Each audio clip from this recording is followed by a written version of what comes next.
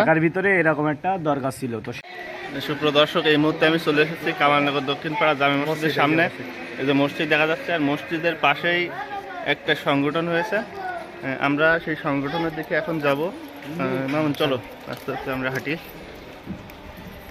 সেগুলো আপনাদের দেখাবো। ভিডিওটি দেখতে থাকুন, আশা করি ভালো লাগবে।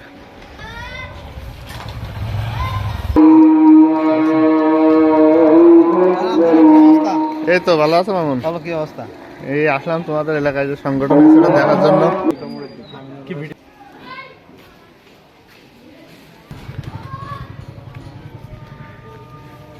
মামুন, তোমাদের এলাকায় যে একটা সংগঠন হয়েছে, তো কাজ এখনো চলমান। সেই কাজটা আমাদের দর্শকদের দেখানোর উদ্দেশ্যে আমি এখানে আসছে। আর তোমাদের এই সংগঠনের যে কার্যক্রমগুলো, এই সংগঠনে কি কি কাজ করা হয়, কোন সাইডে কাজ করবা তোমরা, সেগুলো আমাদের দর্শকদের একটু জানানোর জন্য এগুলো একটু তুলে ধরো। আমাদের এই যে অফিসটা, এটা হচ্ছে নতুন অফিস। আগে পুরাতন অফিস ছিল এই সাইডে। তো অফিসটা ছোট হওয়ার কারণে আমরা ওই অফিসটা বাদ দিয়ে আমরা এখানে নতুন করে আবার একটু বড় অফিসটা নিচ্ছি।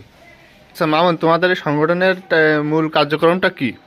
আমাদের আসলে সংগঠনের মূল কাজের উদ্দেশ্য সেটা হচ্ছে মানবিক কাজ, অসহায় মানুষের পাশে দাঁড়ানো এবং এই অসহায় মানুষ, এক কথায় মানবিক কাজে নিয়োজিত তোমাদের সংগঠনটা, প্লাস সংগঠনের সদস্য সবাই।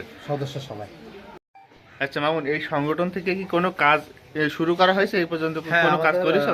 সংগঠনের কাজ রানিং আছে, যদিও এটা নতুন অফিস। ওই সাইডে রানিং অফিস ছিল, সেই অফিসের কোনো কাজ যদি করা হয়ে থাকে এমন দুটো একটা কাজের কথা একটু দর্শক। যেমন আমাদের এলাকায় আমাদের বন্ধু ছিল, তুমি যদিও চেনো তাকে, বিল্লাল, যে ক্যান্সারে আক্রান্ত ছিল, সে মারা গেছে। তার পরিবারকে আমরা আমাদের সংগঠন থেকে যতটুকু সহযোগিতা করার, মানে সামর্থ্য অনুযায়ী আমরা তার পাশে দাঁড়াইছি, তার পরিবারের। সুপ্রিয় দর্শক, মাদকমুক্ত সমাজ গড়ার উদ্দেশ্যে কামালনগর সমাজ কল্যাণ পরিষদের উদ্যোগে সবাই মিলে একতাবদ্ধ হয়ে একটু বিনোদনের ব্যবস্থা করা হয়েছে। আর এই বিনোদনের জন্য কামালনগর সমাজ কল্যাণ পরিষদের পক্ষ থেকে একটি ক্রিকেট টুর্নামেন্টের আয়োজন করা হয়েছে। যে তোমার শুধু যে বিল্লালকে দেওয়া হয়েছে তা না, আমাদের এখানে যে নীলা নামে কোষ বিক্রি করতো, সেও ক্যান্সারে আক্রান্ত। তার কেমো দেওয়ার জন্য আমরা কিছুটা সহযোগিতা করেছি আর্থিকভাবে। আবার গুঙ্গি নামে পরিচিত ছিল, যদিও সে মারা গেছে, তো তাকেও আমরা আর্থিকভাবে সহযোগিতা করেছিলাম।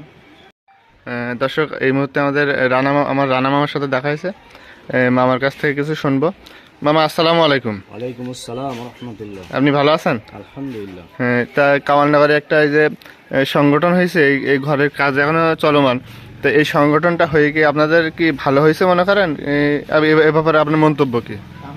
আলহামদুলিল্লাহ মামা, কামালনগর দক্ষিণ পাড়ায় একটা কামালনগরের আপনার সমাজ কল্যাণ পরিষদের একটা অফিস হয়েছে এলাকার উন্নয়নের জন্য।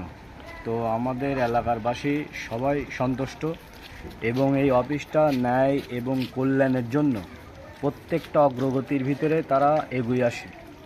মাঝে কিছু কিছু ক্যান্সারের রোগী, অসুস্থ মানুষ, কিছু কিছু মানুষকে রক্ত দেওয়া, অসহায় মানুষদের প্রতি এই সমাজ কল্যাণ পরিষদের উদ্যোগে যে সমস্ত হাত বাড়িয়ে দিয়েছে আমাদের মঞ্জুর ভাই, তারপর তামিম, শাওরালি, আমাদের যেসব বন্ধুবান্ধব, এদেরকে যেভাবে মানুষের পাশে দাঁড়াইছে, এইভাবে যদি দাঁড়াইতে থাকে তা আমাদের এলাকার ভিতরে দুঃখ কষ্ট যেসব মানুষ, সেসব মানুষের কষ্টের কথাগুলো এখানে এসে বলতে পারবে এবং সেরকম একটা জায়গা, সেরকম একটা পরিস্থিতি এই এলাকার ভিতরে করেছে। এরকম একটা দরকার ছিল এলাকায়, সেটা এলাকার ভিতরে এরকম একটা দরকার ছিল, তো সেইটাই হয়েছে যে এলাকার ভিতরে যেন খারাপই না থাকে, সবাই এই সমাজ কল্যাণ একতাবদ্ধ হয়ে সবাই মিলে কাজ করা হবে, সবাই সমাজ কল্যাণ পরিষদে কাজ করবে এবং এখানে এসে সবার অভিযোগ যেন জানাইতে পারে, মতামত জানাইতে পারে যে এলাকাটা কিভাবে ভালো রাখা যায়, এলাকাটা নিশা মাদক দ্রব্যহীন মানে সমাজ কিভাবে গড়ানো যায়।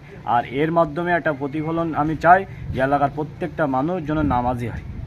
আচ্ছা, ধন্যবাদ মামা আপনার সুন্দর মন্তব্য করার জন্য। ধন্যবাদ আপনাকে। সুপ্রিয় দর্শক, কামালনগরে যে সংগঠনটি হচ্ছে সেই সংগঠনের কিছু তথ্য আপনাদের মাঝে তুলে ধরার চেষ্টা করলাম। এই সংগঠনের কার্যক্রম মানবিক কাজের সাথে নিয়োজিত থাকবে, অসহায় মানুষের পাশে দাঁড়ানোর চেষ্টা করবে। আশা করি এই সংগঠনের কার্যক্রম এবং সংগঠনকে আপনারা সবাই সমর্থন করবেন, এই আশা ব্যক্ত করে আজকের ভিডিও এখানে শেষ করছি। আল্লাহ হাফিজ।